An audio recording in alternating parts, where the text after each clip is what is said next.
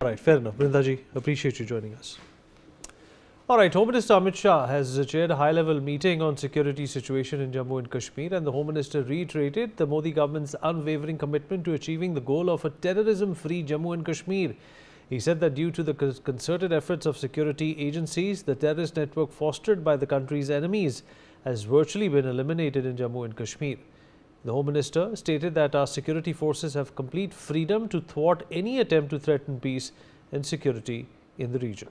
Sanjay, my colleague, is joining us on the broadcast to talk more about this. Sanjay, गृह मंत्री अमित शाह ने कहा कि आतंकवाद और आतंकवाद के हर एक पहलू को ख़त्म करना इस प्रशासन की प्राथमिकता है और काफ़ी हद तक हम उसको अचीव करने में, उसको पाने में सक्षम भी हुए हैं। देखिए, जम्मू कश्मीर की सुरक्षा को लेकर के रिव्यू बैठक बुलाई थी केंद्रीय गृह मंत्री अमित शाह ने, जिसमें जम्मू कश्मीर के एएसजी मनोज सिन्हा भी बैठक में शामिल थे, सेना के चीफ शामिल थे, सीआरपीएफ के तीनों अर्धसैनिक बलों के चीफ भी शामिल थे, आईबी के डायरेक्टर शामिल थे, कई सारे मिलिट्री अफसर, जम्मू कश्मीर पुलिस के अधिकारी,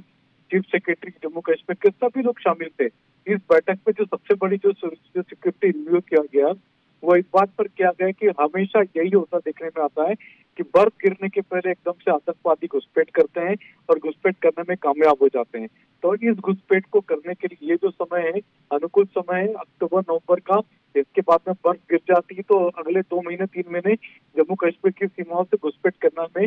नाकामी रहती है। तो ये जो समय था, इसको रोकने के लिए इस समय सुरक्षा बलों को चाक चौबंद रहने के लिए कहा गया है कि जम्मू कश्मीर सीमा में किसी भी तरीके से आतंकवादी घुसपैठ न कर पाए, क्योंकि बर्फ गिरने के पहले ये इस तरह की कोशिश हर बार होती है, इस बार भी होगी, तो उस कोशिश को रुकने का काम करें। साथ ही साथ अमित शाह ने यह भी कहा कि पहलगाम हमले के बाद में भारत ने जिस तरीके से जवाब दिया, सुरक्षा बलों ने जिस तरह से मुस्तैदी दिखाई और जिस तरह का काम किया, उसको पूरे देश ही नहीं पूरी दुनिया भी सराहना कर रहा है। तो ये बड़ी बातें अमित शाह ने कही हैं और पूरी तरह से सिक्योरिटी का रिव्यू किया गया है, किसी भी तरह की कमी न छोड़ी जाए, किसी तरह की भी घुसपैठ करने में कोई भी आतंकवादी कामयाब न हो पाए, इस सब पर फोकस करने के लिए कहा गया।